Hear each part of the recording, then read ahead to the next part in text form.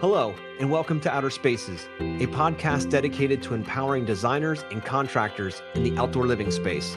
Through this show, we hope to create a powerful resource for you, someone who is trying to grow their company but might not have all the tools and processes to do so. On Outer Spaces, we are passionate about breaking the chains of small mindsets and helping contractors just like you take control of their businesses and their lives. My name is Joshua Gillow. And I'm Dwayne Drawn. Through our 40 years of combined dirt under the nails experience, we look forward to sharing tips, strategies, and other contractor success stories here on the Outer Spaces podcast. Without further ado, let's get on with the show. Hello, and welcome back to the Outer Spaces podcast. This is your host, Joshua Gillow, and today we have a special guest on. He's been in the industry for a while. He owns an excavation company. And he's also the founder and CEO of busybusy, which is an app he's going to tell us all about that's going to save you guys a lot of heartache, a lot of time, and organize your business in a much more efficient way. So without any further ado, Isaac Bartlow, how you doing? Doing great. How you doing, Josh? I'm doing amazing. So, Isaac, you said you're out in the Salt Lake City area, right? Or out in tell me a little bit about Utah. I don't know much about Utah. So where are you guys at out there? By the way, do you like Josh or Joshua? Joshua would be great. Joshua? Okay. Mm-hmm. Okay. So I live in Utah, but Salt Lake City is the north side of the state and Okay. St. George is the south side of the state. And we're completely different climates. So you go north and south in Utah, and like Utah just is a beautiful country. It has a lot of different climates. I grew up in Salt Lake City in northern Utah, and it's what most people know of when they think of Utah is like the ski and the snow. You know, it's a great skiing area, Park City and so forth. But because I worked in the construction industry, I did landscape first when I came out of high school, and then I did excavation. So I had to work in the snow. So when you work in the snow, you don't play in the snow. Yeah. if you know what I mean. So Yeah. I moved to St. George because it's the southern tip of Utah. In fact, it's closer to Las Vegas than it is to Salt Lake. And Zion's National Park is within 45 minutes of us, so we're right in that area. Amazing. Beautiful country. If we get snow, it lasts about 5 minutes. It just melts off immediately. So that was the climate I wanted. So I moved south for the climate change. And it took me a while to get here because I had to work in Arizona, a few different places, and circle back to here just so I could establish my business here. I love that. And before we click the button on here, we were talking about Utah, and I didn't realize that Utah has areas that don't get a lot of snow. I always thought that was whole area that got a lot of snow. I don't know much about Utah, so it's a place I'm gonna have to discover. Yeah. But I appreciate that insight for sure. And so tell us a little bit about how you got into landscaping and how you got into excavating, and how did all that start for you? It all kind of evolved from family business. So that's probably typical, I imagine, for your listeners. But my brother did landscaping. So when I was in high school and probably all the way up to 18, maybe 19, I was doing landscaping with him. Ended up also doing a small property management business on my own, when I was 19 years old for a while, and then got into excavation with my other brothers. I have 6 brothers. So we have actually a lot of kids in our family. My mom had 11 children. So I have 10 siblings, 9 living siblings. Wow. Anyway, so I had one brother that was in excavation and one brother that was in landscaping as far as the older brothers. Mm-hmm. And the other 3 older brothers of mine were in excavation. And so I ended up going the excavation route eventually. And that's kind of what led me eventually to busybusy. Is when I came into excavation, I was kind of the nerd, you might say, of the family, where I was the numbers nerd. And so they were like, well, you're probably better. You're probably fit better in the office. I mean, this was after, of course, I had to go through the 5 years or so in the field and make sure, they started me in the trenches, literally, repairing sewer lines and every other terrible thing you can imagine. They were good brothers, they pick on you. It's like a hazing, right? You have to do it. It's totally like a hazing. You start out in the trenches. Here's your shovel. Work till you die. Yeah. But anyway, I went from there. And so it was really, I managed different positions. So I started out in literally in the trenches doing pipe installation, for sewer water, so forth. And then eventually end up operating excavators and, loaders, backhoes and stuff. And then end up being a job site foreman and end up after that, I moved into project manager role and then eventually estimator role and then ownership role. And so throughout those different facets, I just got to see all the different aspects of the business. And and it's fascinating to me. I'm analytical by nature. And so I was just kind of studying everything. And, I did things different. I did things a little bit more my own way. And in that regard, my jobs became the most profitable jobs. I love that. That's awesome. What did you do different that made your projects more profitable? Primarily, I guess I focused on, in today's world, back then I never heard the term, but today's world, they call it throughput, So, so typically in the excavation world, I'm not certain about the landscaping, but it's like the boss or whoever's running the crew, they run the nicest machine, that it's kind of like the honor position. And I realized real quick by kind of analyzing the project that that's not what made the project move the fastest. The way I could make the project move the fastest is I needed to coordinate and organize and basically line out things ahead of the crew so that I had solved all their problems ahead of them so they didn't have to do anything but produce. And so that's what I shifted myself to doing, is being basically, an orchestrator of the job site and making sure it just produced at the highest level possible. And so my jobs ended up becoming the highest profitable jobs out of our company. And how did you realize that? Was it just a numbers game for you, or was it something you read somewhere? No, it's your first one's right. It's a game for me. Like I'm one of those terrible people that I can't do anything if I don't entertain myself. And so I have to make everything a game. So, nice. I love it. So like I would study, for instance, I'd say, okay, with the crew, I'd say, okay, we're averaging about 13 minutes per length of sewer pipe. Let's see if we can get that down to 10. Let's see if we can get down to 6. How many can we do today? Did we beat our numbers from yesterday? Can we do the best that the company's seen? I mean, I just had to gamify the whole thing to I guess, entertain myself. That's powerful. And, something you got hooked onto there is the idea that when, a true leader is not somebody who yells at other people to do stuff. It's the person that's oftentimes in silence, taking obstacles out of their team's way. Yeah. Right. Figuring this stuff out and taking the obstacles out so they can win, because the more they win, the more productive they are, the more they show up to work excited, their passion is back. Yeah. Like, man, that's the leader's number one focus, is to take those obstacles out of the way. Oh yeah. I couldn't agree more. And it worked beautifully. It just, at least at the time I was in it, it just wasn't a common practice. Yeah. Especially in the excavating world, it's more like dig hole, put stuff in hole, close hole. Right? Well, and it's, everybody's hot and miserable and dirty. So it's like, no, I'm the boss. I'm going to run the nice machine with the air conditioning and the. Yep. You're just going to sit there and point out the window as you're, listening to your music and staying there at 68 degrees year round. Right. Exactly. Yeah, for sure. And you start getting the middle finger all the time because it's raining out and nasty. And you're like, everybody aspires to be the one sitting in the machine, and that's no way to start becoming more productive by any means. That's right. That's exactly right. And that's what I've noticed. And it's true of excavation. I think it's true of most construction. Is if you look at the industry, now, of course, I'm in busy. So we study all the data on the industry and all the metrics. And you could roughly say about 33% of the time, people are focused on non-revenue producing tasks. In other words, they're doing things that don't make money. And so to your point, and what I consider too as a leader, a job site foreman, their job is to make sure that the crew is focused on revenue producing tasks. And yes. your job as the leader is to take care of everything else, get all the obstacles out of the way, whether it's permits, processes, scheduling, coordinating with people, whatever the case is, you do it and you keep your crew producing. Absolutely. Now, what are some of the top, time sucks that you saw out there that were non-revenue producing tasks that people were just finding themselves busier than hell with? Like, what are some things in the excavating world you saw that popped up? Personally, I think this is true almost everywhere. It was always people not being certain what they were supposed to do, trying to figure out what to do. Like in the excavating world, let's say you're trying to set the laser, or you're trying to figure out the plans, or you're trying to coordinate, where does this thing belong or this thing belong? Just being unclear about exactly the focus of their job. Because most people, I'm assuming it's the same everywhere, but they want to work. They want to do their job. They'd like to produce, and most machine operators, they want to run their machines, Yeah.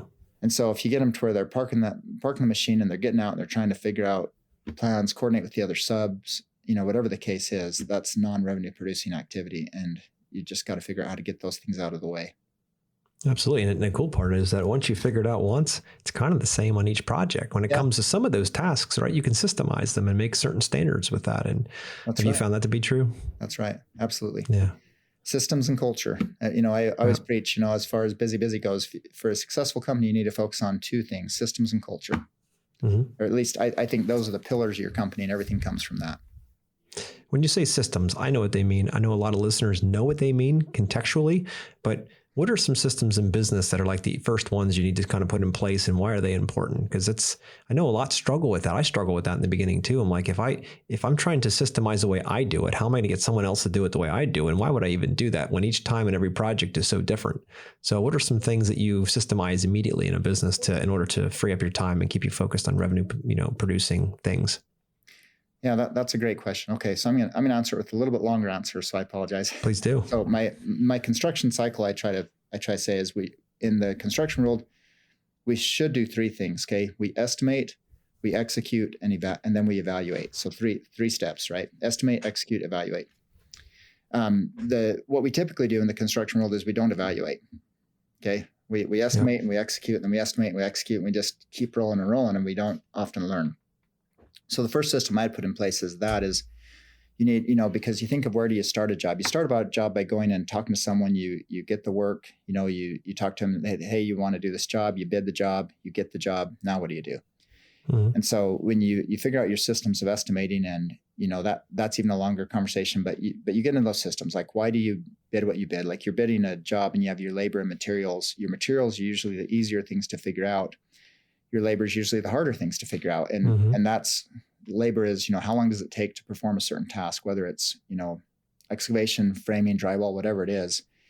And what resources do you need? In other words, how many people, what machines, what tools do you need to get this certain task done?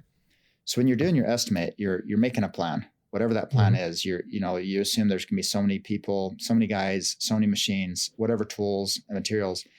You created a plan in your mind to create that number that you gave the customer, and you had a certain profit margin in mind. So the very first system you should do, I mean, really creating the plan is your first system, right? Mm-hmm. But the very next piece of your process you should do is a handoff to whoever's executing. Oftentimes we'll say, okay, here's the plans, do the job.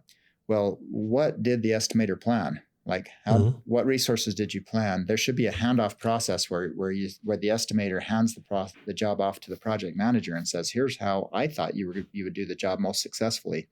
Here's the manpower I assumed you use. Here's the equipment and all that stuff. And then give the project manager the ability to evaluate that and kind of take a second look at it and say, yeah, that I can see how you thought that, but I've got some ideas of how I could do it better. That's cool. But at least do that proper handoff. So to me, that's second to the estimating. That's your first system, is a proper handoff. And then during the process of execution, you have to track the job. You have to track the time it takes to do certain tasks and what it takes. Basically, you have to track the data against your plan. Whatever the plan is that you made, you've got to track the data and say, did this go according to plan or did it not go according to plan? Yeah. And if you can track that data, then at the end of the job, you need to evaluate it. Between the estimator and the project manager, you need to evaluate and say, okay, here's the plan. Here's what we thought was going to happen. Here's what did happen. And the project manager might say, here's how I adjusted the plan, this and this. And that informs both the project manager and the estimator. So now the estimator does better the next time because he got more informed on how things actually happened. And the project manager got more informed on, how his execution related to the plan itself. Yeah, I love that. And I feel like it's so much more of an accumulation than just a once and done kind of thing. When you're creating systems, you create a system, you try to break it, and you accumulate the knowledge around it until you get something that works, right? Until you can grease it so all the pieces work right. But oftentimes the idea of even starting a system is daunting because you think you have to do it right the first time. That's right. And, I can stand here, and I'm sure Isaac can stand here and tell you guys that every single system that we have in place across multiple businesses are all put together first. Let's see how long it takes to break this. That's the goal. It's not a once and done. So it's like, how can we make it better? How can we make it better? And then having insight from your team, thinking like, we do an after action report, an AAR after, most projects, and be like, all right, what happened? What went well? What could be better for next time? And then we go back to all the other processes and say, all right, turn a knob here, put a little oil on that. And next thing you know, we've got a better process. And that's how we can live, for the most part, stress-free, because we're constantly adapting, but it's not a one and done deal. You're right. And I appreciate that point, because I should bring it up more myself, is you're right that people do hesitate to do systems because they think they need to be perfect. They don't need to be perfect. Yep. The first thing you need to do is just try it. Just develop the habit of doing systems. And you're right, it'll evolve. If you have a mentality of self-improvement or of job site improvement, it's going to evolve. Yeah. It could be as simple as payroll. I know there's so many guys that are still running their own payroll. And I sit back and think, Why? Because it's not even that it takes, Isaac, it's not even that it takes 5 minutes to run it, 10 minutes to run it, 15 minutes. It's the fact that you've got to think about it. And it's all the bandwidth that's taken away from growing your business. You're focusing on one little piece of the business where you could easily hand that off to a bookkeeper and have all your employees send everything to him or her. And then he generates all the payroll, do direct deposit, and you never have to think about it. Maybe you just put your eyes over it quick to make sure it's good. But it takes those little itty bitty pieces off. And when you start taking those off, pretty soon you're like, all right, well, what if I took something else off? What if somebody else has to go in a trailer every day and make sure all the equipment's ready for the next day and fueled up and ready to go and the belts are correct and all that kind of stuff? And what if somebody else spent an extra 30 minutes at the end of the day getting ready for the following day? And you can go back work on your business instead of in a damn thing. Perfect explanation. I mean, I love it. Payroll is a great example of systems. Like even though I mentioned on the job site, it's true for the leader. It's true for the leader of the company is you need to be focused on revenue producing activities. Any system, any task like payroll that you can take off your plate and systematize it and hand it off to someone, you need to do that because that does not produce revenue. You know, that's one of your systems and costs of your company. And of course it needs to be managed properly, but it doesn't produce revenue. And so to your point, get your mind off it, get your focus on how do you make more money. 100%. And that's the leader's job is to take those, those obstacles out of the way and also focus on let's just put it this way. And I know you already know this, but to the listeners, there's so many different hats we wear as business owners, right? There's a $10 an hour hat, the $20, $50, $100, $500, $1,000, $1 million tasks, right? That we wear. And as the owner, we need to keep those $500,000, $5,000, $10,000 per hour tasks, hats on, and everything below a certain line, let's just say it's $100 an hour and less, that goes to somebody else.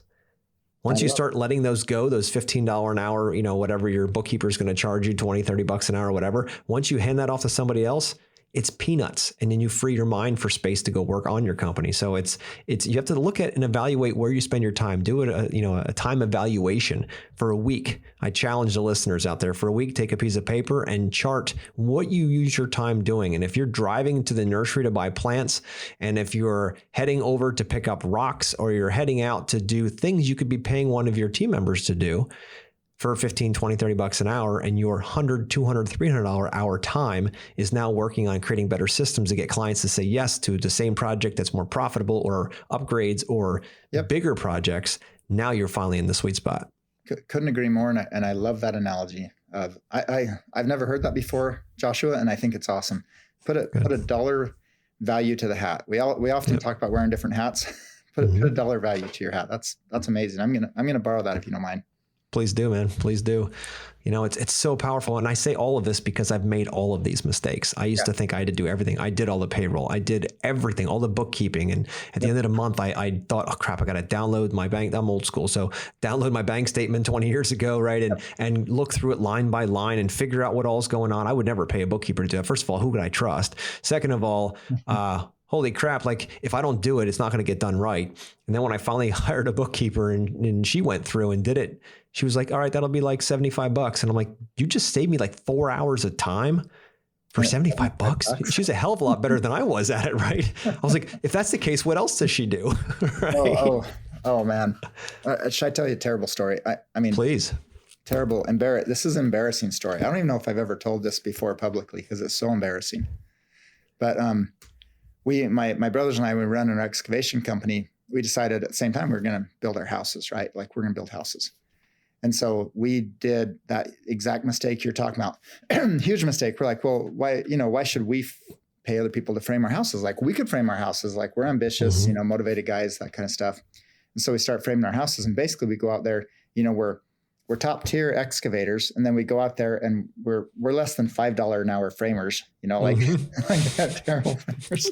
And so because we didn't want to pay the framing labor, because we were thinking with the wrong mentality back then, we go out and we start trying to frame my brother's house, and we got through 2 of the houses, or maybe 3, I think. And by the time it got to me, because I was youngest brother, I was like, stop, this is the most insane, terrible thing that we've ever done. It just about crashed our company because we were literally, putting on those $5 an hour hats and going out and framing when we were worth, $100, $150 an hour, whatever it was, running the machinery. So we're parking our machines. That's why I say it's so embarrassing. We're parking our machines and going out and framing to save money. It just, I feel It's embarrassed. crazy how it works though, right? But it makes perfect logical sense. We're like, we don't have to pay somebody, so therefore it's okay. Yeah. And, dude, I was in that squirrel wheel for the longest time, like running and running. I should call it the rat wheel, but anyway, running and running that wheel, thinking that I'm saving money, especially if I don't know what I'm doing and it's new. I can kind of test it on me. And the next thing you know, all the focus it takes to do these things, or it's like one thing here's another great story. When I first started in business, we did everything. Right? When a truck went down, we went to the junkyard. It took a whole afternoon to went to the junkyard. We found an engine that would work.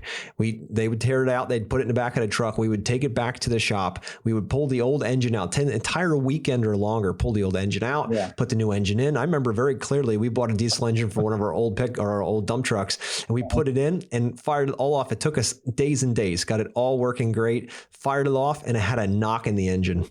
So I was like, oh shit. So we called the place. They're like, oh, just bring it back. We'll give you another one. And we're thinking, just bring it back? Yeah. We've got like days worth of work to tear this thing out and lifts and all this kind of crap, because we're efficient enough at mechanics to not kill ourselves, but it was not our bread and butter, right? So we took it back. We got another engine. We put it in there, and we just thought this is what it was, because my father was born and raised on a farm, and that's just what you did, right? Yeah. But I said to myself after that, and so many transfer cases and U-joints and blah blah blah, you name it, brakes and rotors, all that stuff. I said, you know what? The first thing I'm going to hand off when we start making enough money is all of the maintenance. And that's exactly what we did. It was there's a system, right? Got a problem? Send it to somebody else. There's a system. You don't got to do it.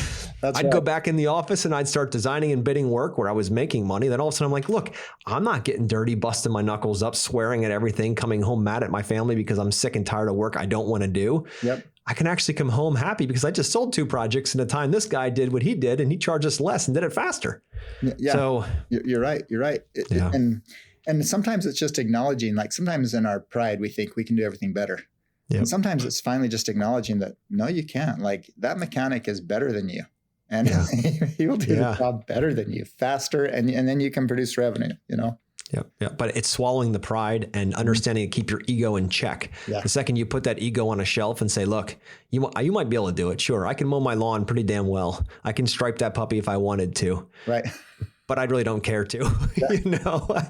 I can clean toilets pretty well too, but I really don't care to. Right. And if you want to go further down the rabbit hole, it's actually selfish. Yeah.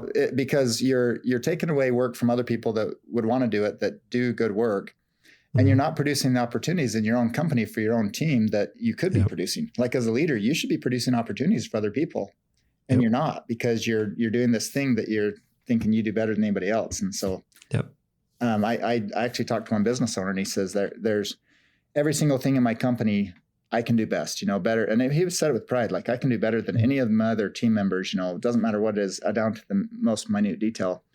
And I was thinking, I would never want to work for you, Nope.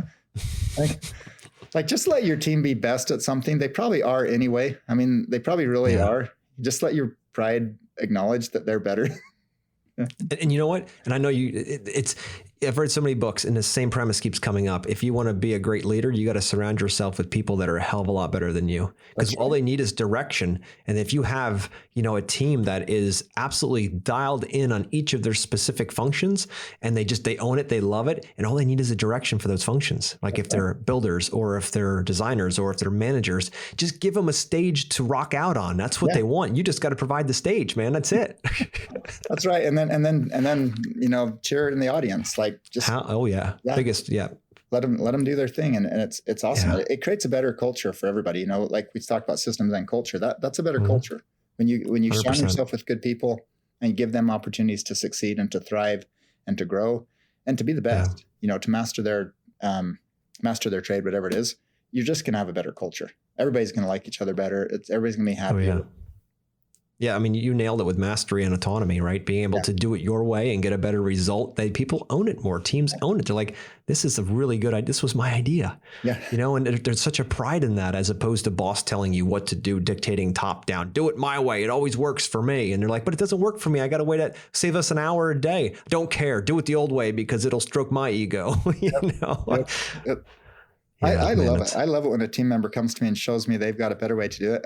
In busybusy, we have a culture we jokingly say like, yeah, everybody's got an opinion here, because we literally have to, when people come into busy as an employee, we have to kind of go through this process where they learn that they can argue with the CEO. Like you can argue with me, and I want you to, because if you're not arguing with me, I know I'm not getting your best out of you, you know? And it's not that you want to argue all the time. Like when I was on the job site, what I'd tell people is I'd say, listen, I want to hear your ideas, but you have to understand that in the end, I get to decide whether to implement those ideas or not. But if you have a culture that shuts down ideas, you won't have those great opportunities to learn better ways of doing things. It's like putting water on a fire. Yeah. It's a horrible way to do it. And, you know, it's the same culture here at Master Plan. It's, you know, I want the team to come to me and say, don't think you're right. Look at it this way. Yep. I mean, I want that kind of conversation. It's not the my way or the highway mentality, because if that is, you're not going to last long, or you're going to be unhappy. Yeah. When your team is empowered to come up with better ideas than you, and you could sit back and be in like you're their biggest cheerleader. You just get up and just put your hands together and just start clapping and be like, that was freaking amazing. I love that. More of that. Wherever you got that, get some more of it. Right? Exactly right. All of a sudden, I feel too. Whenever my team makes me feel unnecessary, I mean, I just about have a tear moment. I'm like, this is so great. Exactly. They keep me around for entertainment now. Isn't this the dream, right? Oh goodness. But it's letting go of the control. It's letting go and giving people the chance to make decisions. And they're going to make poor decisions too, aren't they, Isaac? That's They're going to make poor. How do you handle when you give people the autonomy to make decisions and they make a poor one? How do you handle that? Part of it, I think, is a training process. Like you have to train people how to go through that decision-making process. And so sometimes you can fall over frontwards or backwards during the process. Like if you convey to your team member, hey, listen, I just don't want you to come ask me for anything, then you're, you're sacrificing all the training experience you have to convey to them. And so to me, it's kind of a process. Like you go through it and you might say, okay, listen, when you've got a problem, you come to me, but don't just throw it on me like a monkey on my back. Like come to me with the problem and give me at least 3 solutions, you know, so that I can help you pick between the solutions, use my experience. And then as you get further and further, you know, pretty soon you're not helping them pick anymore. They've just got it. But I think sometimes we can also go the wrong way where we say, no, you just do it. I don't want to hear, you know, you make the decision. I don't hear anything. You want to make sure that you're approachable, where they can come to you if they're not sure how to solve a problem. You want to make sure that they say, can you help me with this? You know? Yeah. I love that. And the 3 option is so powerful. If you're just starting to empower your teams, you know, instead of just saying, all right, you guys, I'm going on vacation, you figure it out, don't call me. And then you're sitting up all night long, sweating in your sleeping bag out in a tent somewhere in the jungle, right? And you're like, oh God, what's happening now? The place is burning down. Versus saying, hey, you know what? You got a problem, that's fine. Come up with 2 or 3 solutions. Let's discuss them. And eventually, to your point, they build the muscles on how to make good decisions. They understand how you would make decisions. Yep. So like, it's exactly what Isaac would do. Yeah. It's exactly what he would do. So let's just do it. And then 2 weeks later, you're like, guys, has there been any problems? Because I haven't heard anything lately. They're like, oh yeah, we got it, boss. We got it totally under. They're like, well, what was the problem and how did you solve it? Well, here was the problem and here's how we solved it. That's better than I would have come up with. What about another one, right? You're like, wow, it works. Yeah. Those 3 options, when they come to you and you're picking through them, if you openly discuss the 3 options with them, they're going to follow your reasoning, your logic, how you go through them and pick the best choice. And like you say, you're building those decision-making muscles, and pretty soon you're unnecessary. And that's what my goal always is. I always try to make myself I always try to replace myself. Just continually. 100%. But were you always like that, or is that something you had to develop over time? I was always very attracted to systems, but learning to really let go of the pride and get to the point where you acknowledge that you need to replace yourself, surround yourself with great people, and get yourself to the point that you can do other things. That definitely had to be learned. Yeah. And how did you learn that? Did you have like an aha moment, or was it something over time? Good question. It was. There's two sides of that. One is you can learn a lot from it's like your podcast, you know, it's you know, I have this thing where I talk about, you know, in the construction industry, 70% of contractors fail. They do. That's just the reality. People listening to your podcast are probably in the 30%, because the reality is if they have a mentality to learn, like if you're listening to this podcast, you probably have a mentality to learn. If you have a mentality to learn and self-improve, you're going to do better. And so 2 things drove me to this. One was developing that mentality, where I started listening to the different books, you know, Good to Great's a book, you know, you quoted Autonomy and Purpose, you know, like Daniel Pink's Drive book, you know, there's just all these different books. Like you can learn like a like a friend of mine told me, you can learn someone's life experiences in 8 hours, Yep. read some books, and it's really great. And, today with Audible, you can read while you're driving, you can read while you're working, while you're operating, you can get a lot of information. But the second side is whenever someone's a micromanager, I always think, oh man, you're not busy enough, are you? Yeah. The second side was I got so overwhelmingly busy that I just couldn't handle it and had to start letting things go. And then you started seeing the beauty of that. You're like, oh my gosh, when I let these things go, then my life's better, their life's better, everybody's life's better. And so it was kind of the combination of those two things, having a mentality of self-improvement and then getting so busy that I had to learn to let things go. I love it. And it's nice when you can realize that before the building's on fire and people are leaving because you're a micromanager and you're constantly saying my way, my way, my way. And then people are like, fuck you, I'm leaving. I'm going somewhere else where I find somebody with a bigger vision of life, right? Yeah. And you're like, oh crap, stop the fire. You do whatever you want. You know what I mean? And it's too much the wrong way. So if that sounds like you guys listening out there and it sounds like you got to micromanage and you're always feeling like you have to be part of this, you're the problem. Yeah. You need to take a quick assessment of what you're doing and then go deep, right? And figure out how the hell you can get out of your own path. Because if you don't, your employees are going to see this and they're going to move on and you're going to be stuck with nothing except a lot of bills and probably unhappy customers and a very difficult way of growing a business if it's even possible at that point. So if that sounds like you, because I used to be a micromanager, guys, that's why I say it this way. I used to be that guy until I said, nope. I know that there's people around me that are far more talented than myself. I need to give them the autonomy, the space to do this on their own. And I need to sit back and learn and shut my freaking mouth. And holy moly, that's when it happens, right? That's when it starts. And then once you get that rolling and you want to test to see if it's working well, I don't know I want to hear how you do this, Isaac, but here's how I did. I was like, all right, we got systems, we got processes, we got people running, everything's great. I'm going to take 2 weeks vacation. Gone, right? This is going to show the cracks. It's not going to be perfect. It never is perfect. But you leave for 2 weeks and you're like, you come back, you're like, all right, what failed? This good. We know where we got to put the glue. Yep. Right? We're going to bond those areas with JB Weld this time, right? We're going to put that together. We're going to make sure they're better. And then you know what? A few months or whatever, quarters later, you leave again for 2 weeks and you see what breaks then. Yeah. And when you start doing that over and over, your team become empowered and you start finding these cracks. And you can only find those cracks when you're not there. You're right. You're absolutely right. I can't remember if I deliberately took vacation to figure that out or if I just got so busy that people just had to handle it. You similar to vacation. It's just like, they call me and I don't answer. I don't call back. I'm not responding because I'm so buried. And finally I call them, a week later and they're like, oh yeah, we figured that out. Done. But, I want to mention too, for your listeners that if you're a micromanager, the other thing is to just put a silver lining here. You'll be happier. Yeah, exactly. You'll just be happier as a person if you'll stop micromanaging, because what you're doing is you're carrying, like you mentioned earlier about thinking, you're carrying all those thoughts and stress your whole time. You're worried about every single problem out there and your life's miserable. It sucks. Like if you start letting go of that, you'll be surprised how much happier you're going to be as a person. Yeah. And think about your team. If say you have a designer in-house or director of operations, or you have, crew leaders, whatever, right? As a business owner, your mind is going and, you got to run your business. You got to make pay your bills. You got to pay payroll. You got to keep the front line of the business running where you're selling work. You've got to get materials lined up. I mean, just add to the list, payroll we mentioned, like all of these things are going through your mind on a daily basis. That's just business. That's not home life. That's not wife, family, kids, whatever. That's like none of that. So you're managing all of these things. Imagine, I don't know if you've ever seen at the circus where they have those people with the sticks and the plates and they're kind of trying to keep them in the air. It's like you have all these plates in the air trying to think every day. Your mind is in all these different categories.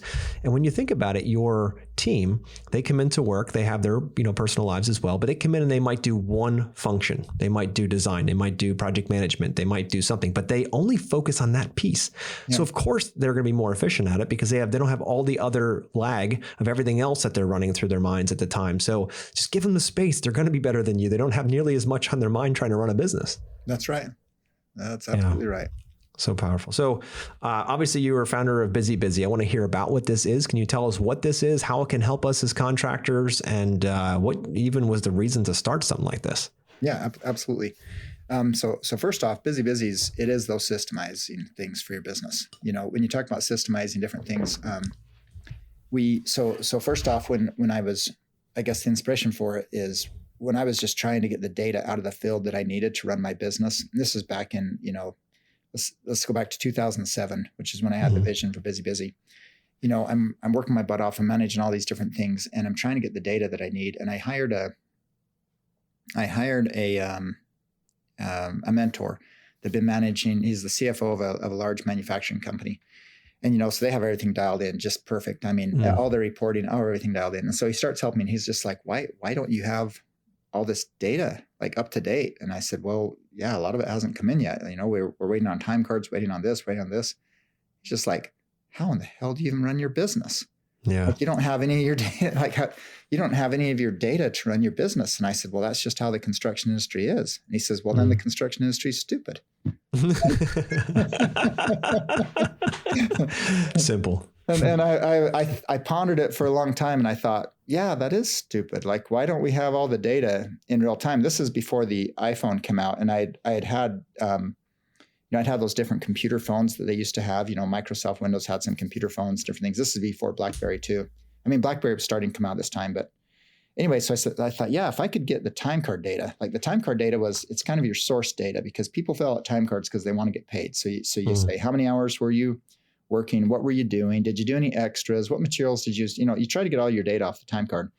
And so I had my secretary spend about 3/4 of her time just trying to get the time cards out of the field and then get them legible, and then try to get the guys to remember what they're working on. Because traditionally, like if you pay weekly and you're not tracking time every day, and you're not collecting time cards every day, then when do they fill it out? They fill out their time card at the end of the week. And so, and they're just trying to remember what they did. And your hours aren't accurate. What they're doing is not accurate. Nothing's accurate.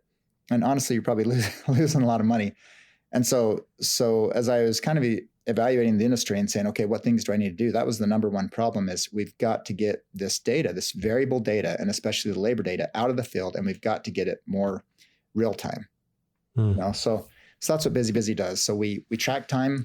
We track time and attendance, you know, so we can track your time. We make it super easy because we grew up in this industry. We know the industry. We know it needs to be easy. Make it so they can track their time. They can track it to jobs, to tasks, to equipment, to whatever you need to do. We have it to where they can take photos and upload photos, do daily reports, run their schedule off it. Anything that you want that's focused on job data, field collection, we do.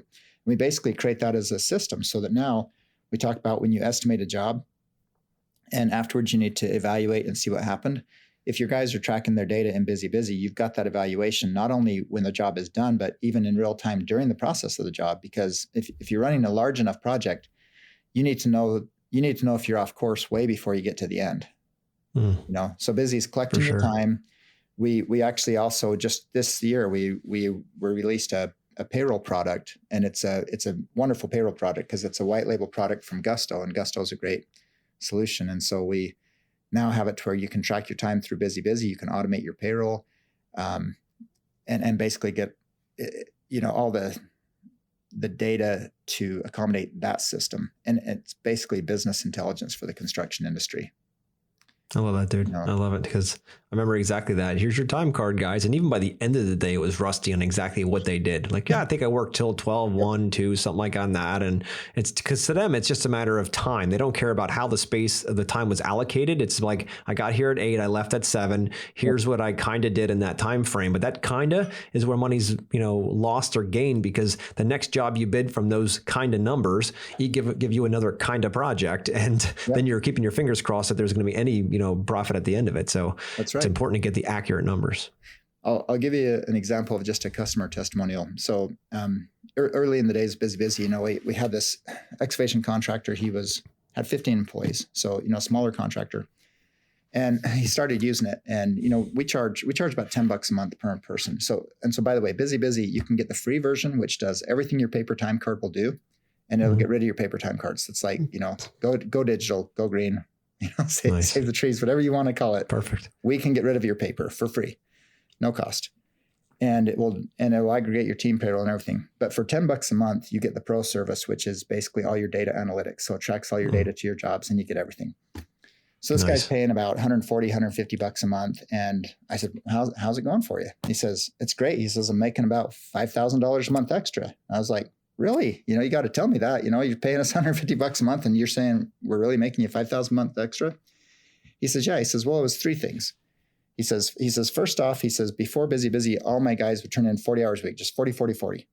He says, and then we started busy, and all of a sudden their time was coming in at like 36 and 37 and 35 hours. And he says, and they didn't like that. He says, so they started clocking in, on time, but they were clocking in from home and GPS tracking and stuff. He says, so I told them, hey, you can't clock in from home. You got to actually do the work, Mm-hmm. So he says, but they're used to the 40-hour paycheck. So he says they just started showing up and working 40 hours a week. And so he started getting those extra 5 hours. And it's not that employees are bad. They're not.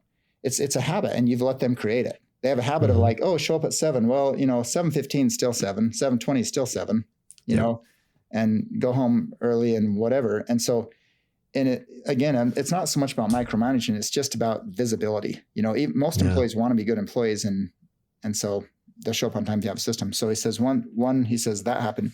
He says, the second thing is I set up, and my projects, when they track their time, they can track it to contractor extras.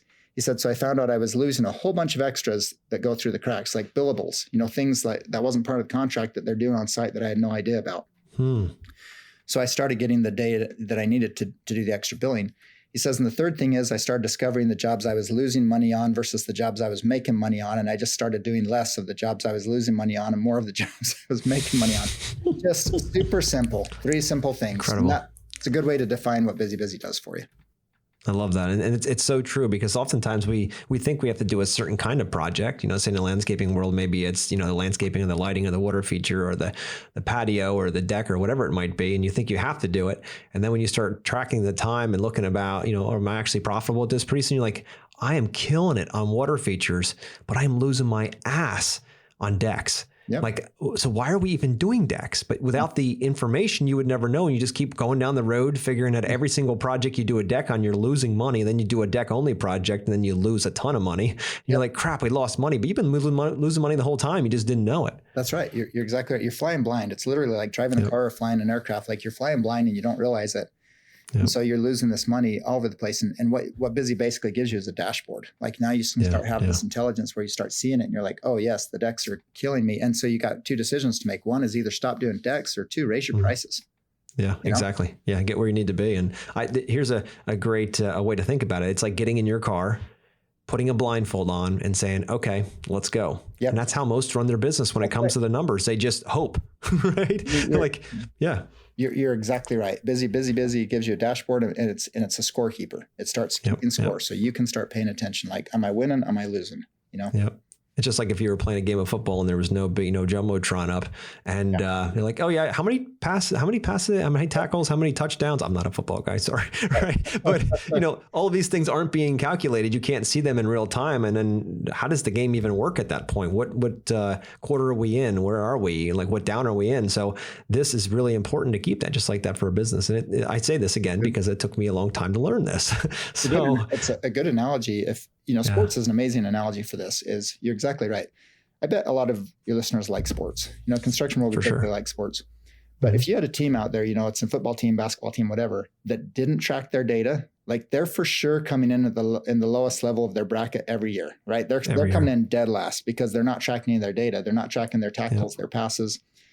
They're not seeing where they need to improve. And it would be really good of business owners to learn how to be coaches. And coaches need to have information. Like, you've got to have that data where you're like, okay, look, you're only making, if you go with basketball analogy, you're only making 60% of your free throws. You've got to practice your free throws. Here's where we're losing. Here's where we're winning. You're great at the outside shots. You're bad at the inside shots. And that's the way your business works too. Like, you got to have that data so you can start making the decisions and be a coach to your team. Yeah, 100%, dude. I couldn't agree more. It's so important, because how else are you going to guide, your teams, and how are you going to take the obstacles out of the way when you don't know what the obstacles are? Yep. Very true. That's where most get stuck in the field. They're just like, it's just too much work to start thinking about it. I'd rather just get my hands dirty, because that's what I love about the industry, is I can get out and work, and that's great. But somebody needs to drive the bus. Yeah. Somebody needs to lead the team through the mud. Somebody's got to lead them through the rock slides, like all of this stuff. And if you're the owner, most likely that's you. Yeah. And if it's not, you better have some powerhouse in that place. And if you're the person who loves to go out and build stuff, then do that. But make sure you have somebody in that space, because if not, your company's going to just kind of wallow around and eventually go out when you find something else interesting to do, because it's not gonna last the test of time. That's right. It's important. That's so. Exactly right. So, all right. So Isaac, so busybusy, is it an app on your phone? Is it something you log into online? Like, what is it? How do I get to it? It's all those places. So it's on the App Store. So the iPhone App Store, the Android App Store. If you have a Google, or if you have an Android phone, you can find it on Google Play. If you have an iPhone, you can find it on the App Store. It's online. You can go www.busy.com or busybusy. I'm sorry, two busies. So www.busybusy.com. Yeah, very busy. And the system works just like that. The website's designed more for the office administrators to work, and the apps were designed for the people in the field. So it works really well across all platforms. I love that. I love it. Isaac, thank you for doing that for the industry. Thank you for the opportunity and the pricing model. You just can't beat that. I mean, you can't beat free, right? So free, and then $10 a month is chicken scratch when it comes to what it can do for you. So anybody out there listening, just go take a look at it, reach out to the team. I'm sure you have content on, somewhere that they can see and see how it'll make their business much better. So Isaac, so anything else you want to add? A little bit of pitch in the end is just on average, our customers that actually use the product, they increase their profit margins by about 30%.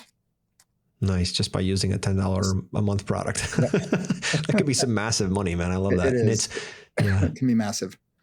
And it's the certainty that comes with knowing numbers and knowing that helps you guide your business. I mean, we're going to be going in some pretty interesting times here. Most don't want to admit it, but the reality is with interest rates rising and with the overall inflation rising and the client's perspective of how free flow the cash is out of their wallet is going to change very soon. Nobody wants to talk about this, but it's coming. And you better be as efficient as possible, know your numbers so you know which projects you should be focusing on and which ones you should be letting go for someone else to lose some money on, right? So it's an important piece here. So you got to become even more efficient during these times that are coming, or you're going to lose your ass. Agreed. 100%. Joshua, Big time. You.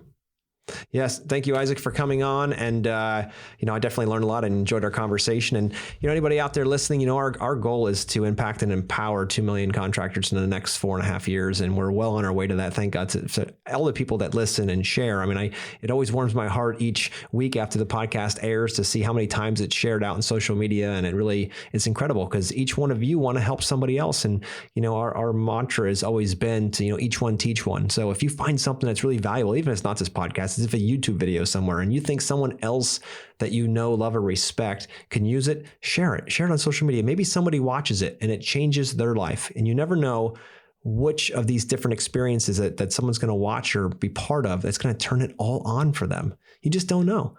So you can be a part of the change in our industry and in the world just by giving.